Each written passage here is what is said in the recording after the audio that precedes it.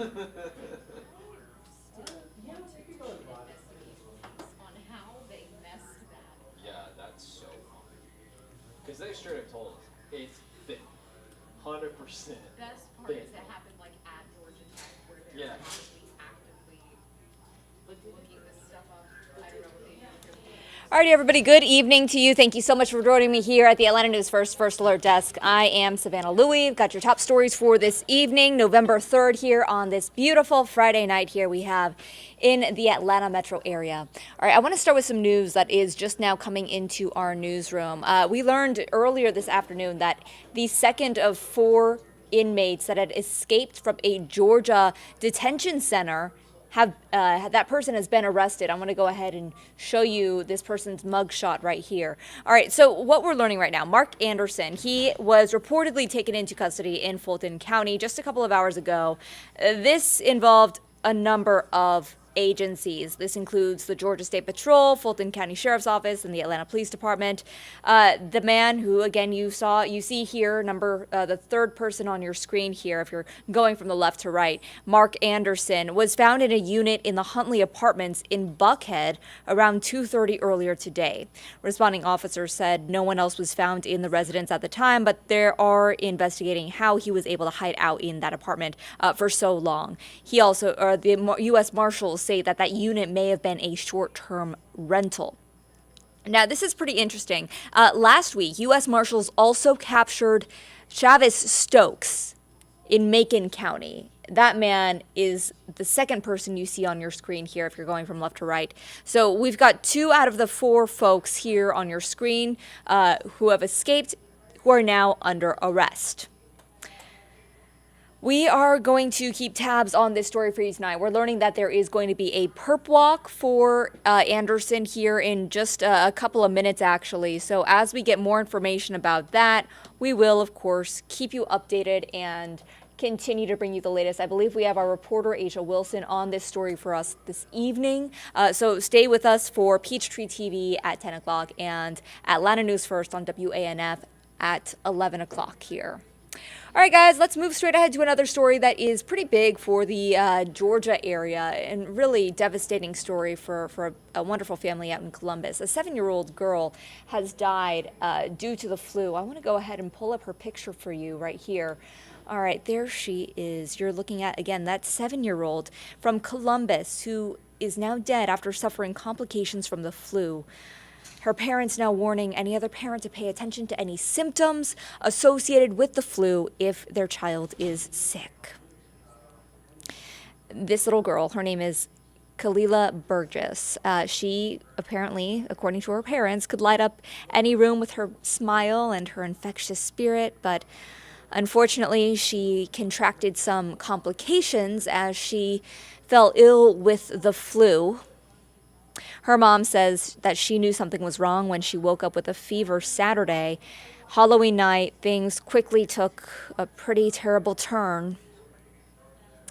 That's when the little girl, Kalila, had taken a bath and started complaining about not being able to breathe. Unfortunately, the mother says that she didn't think there was much that paramedics could do. They got there to the home pretty quickly, but before they arrived, the mother says that she believed her daughter had already passed. So what the family is now asking and telling parents is that you need to be aware, first of all, of any symptoms of the flu. Take your child's illness seriously. Also, they're calling on parents to be CPR certified just in case something happens to your child. Again, a very difficult story to have this evening, and our hearts go out to that family from Columbus there. All right, guys, moving straight along here to our third story. This one, we're coming back to Atlanta for, it was a pretty scary crash earlier today. Maybe you noticed this or even some traffic backup after several people were hurt from this MARTA bus crash in Atlanta. This earlier today, Friday afternoon, around 4 p.m. Awful timing. This is right when you have all that rush hour traffic, folks trying to get home from work after a Friday, after a long week. This happened on Windsor Street Southwest at the I-20 eastbound access ramp, according to a MARTA spokesperson. And again, at least 8 people are injured after this crash involving the MARTA bus. Right now, we're working to learn the severity of those injuries. Authorities haven't released that information to us yet, but we're working to learn more. As we learn more, we will bring you any updates on air, online, and on the Atlanta News First app. All right, guys, and we are just moving and grooving right along here on this Friday night for you. Last story I have is one that I think a lot of you are going to be excited about. I know with daylight saving time, everybody's looking forward to that extra hour of sleep. But health officials I spoke with today are sounding the alarm, a little warning, if you will, over some health complications and concerns that they have over what might happen to your sleep over the weekend. So here is what those experts had to say. Be a little easier to get up in the morning, but in the evening you might be a little sleepier. Dr. Nancy Collab, director at Emory Sleep Center, with a warning ahead of daylight saving time. But it definitely affects your memory and your ability to perform tasks in a timely manner. It can also obviously affect your mood. Dr. Collab says it can take 5 to 7 days for your body to adjust. Many effects short-term and impacting mental health. Dr. Petros Livonis with the American Psychiatric Association says in a new survey, 1 in 5 Americans said they're negatively impacted by the time change. This is a very, very high number of people who actually say that the change in time will give them some depression, some discomfort, some uneasiness. Lack of sleep long-term, less than 6 hours a night, can start to affect your physical health. Don't live as long. They have more problems with their metabolism, so more likely to have diabetes, higher risk of heart attacks. It can affect your ability to fight off infections.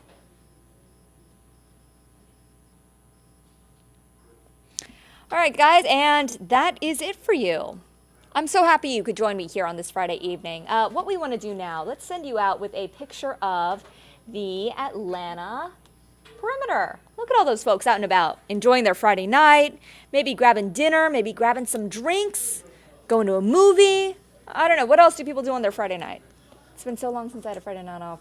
I wouldn't know. But you know who I do know, who knows a little something about having fun out on the town, is our meteorologist, Cutter Martin. Has it really been that long since you've had a Friday off? When was my last Friday off? I don't know.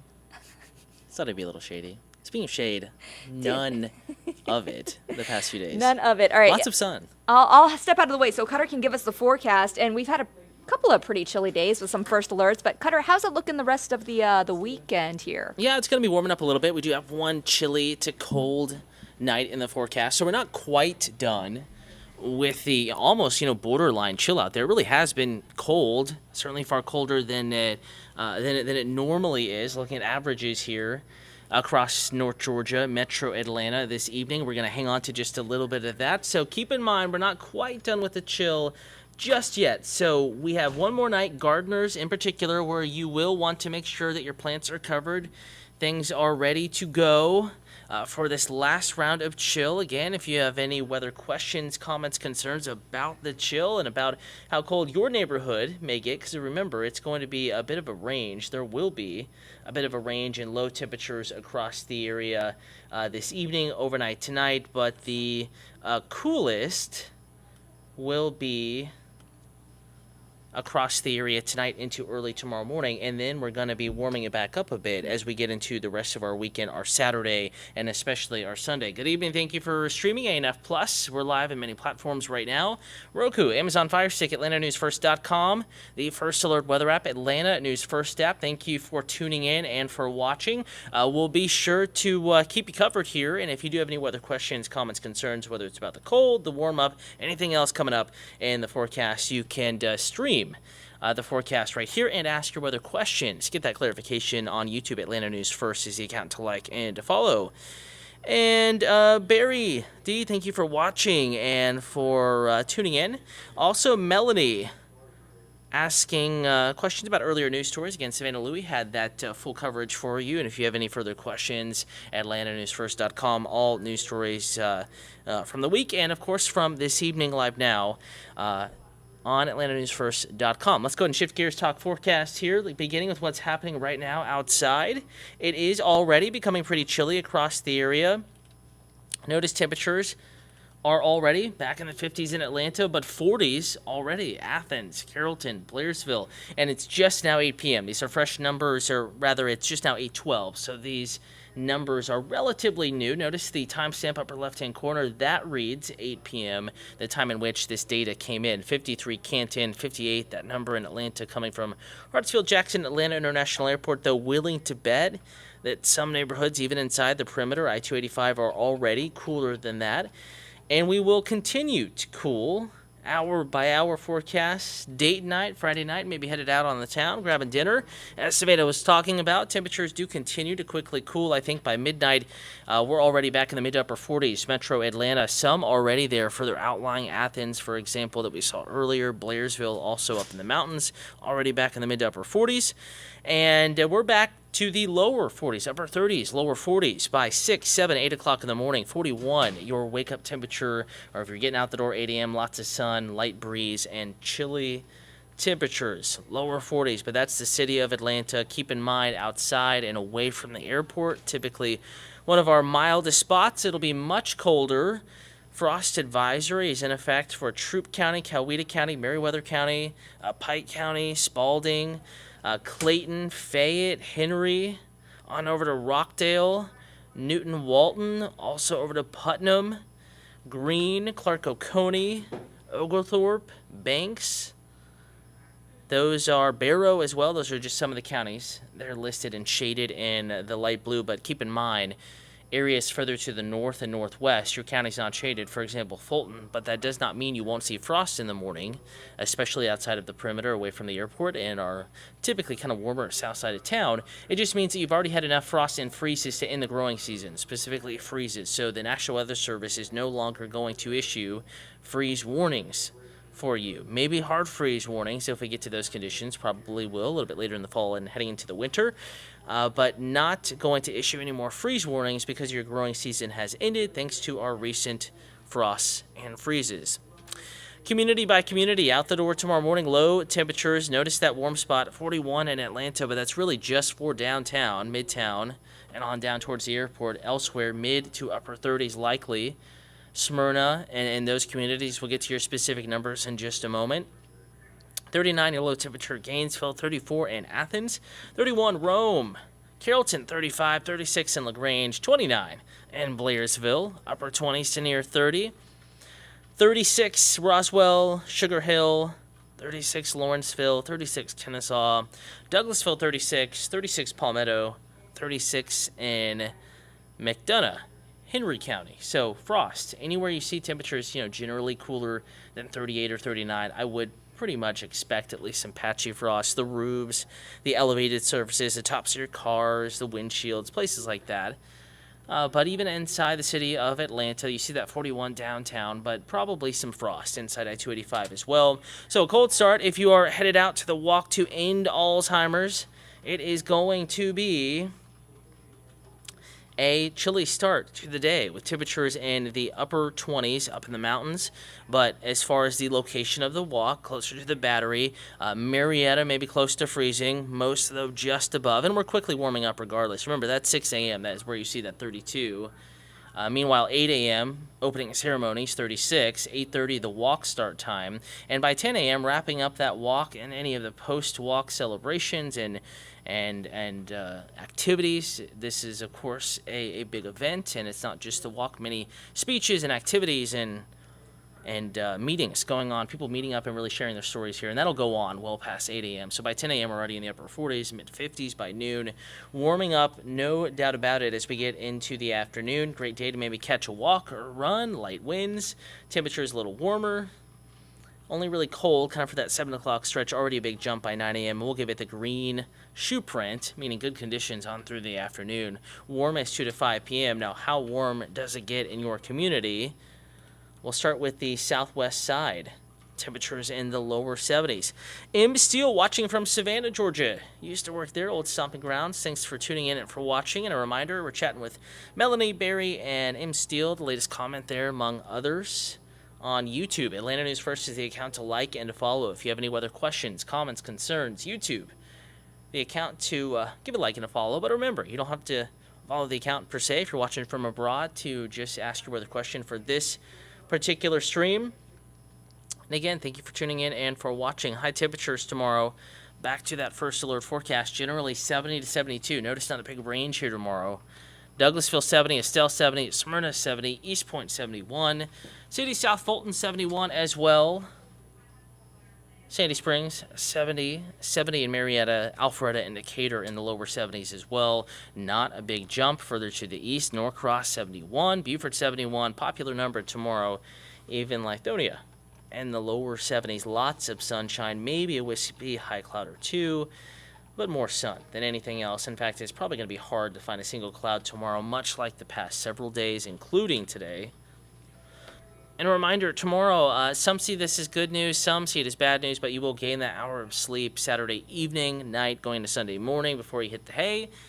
If you do rely on a traditional alarm clock, of course, computers, phones, devices like that will automatically roll it back, but make sure you set your actual clock back 1 hour before you go to sleep as we fall back. And we will see sun just a little bit earlier Sunday, but of course the sun will set, timing-wise, just quite a bit earlier, an hour earlier or so on our Sunday, and we will continue to lose daylight up until about December 21st. That is the shortest, daylight-wise, day of the year, and then we will gradually gain a little bit of that sunlight back heading into winter, next spring, of course, and summer. Upper 70s Tuesday, warmer afternoon, more clouds around Monday, maybe more sun Tuesday and a Wednesday, but still a couple of clouds around. Thursday, upper 70s. We're getting close to 80 degrees. Warmer than normal, warmer than it should be this time of year. Notice our morning lows go from upper 30s, lower 40s Saturday morning to upper 50s to near 60. Warmer than it has been the past couple of afternoons other than this afternoon. In the mornings, by the time we get to Thursday and Friday, and a reminder, we do have the front on the way right now, passing through, mostly dry. That Thursday front, just a 20% chance of a few showers. More clouds, that's the greater impact, the bigger notice as we get into Thursday. And then trending cooler Friday behind that front on into next weekend. Reminder, we'll continue to keep you updated.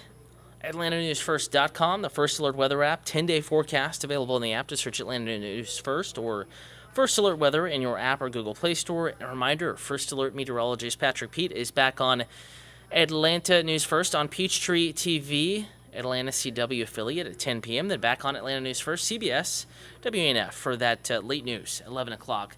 We'll continue to keep you updated. For now, here's a live look at the top end of the perimeter, I-285 at Georgia 400, a still camera. Hard to see the stars with all the silly lights, but the city lights, I should say, but it is a crystal clear evening and getting increasingly chilly out there. Make sure you have the jacket, stay warm, and have a wonderful evening.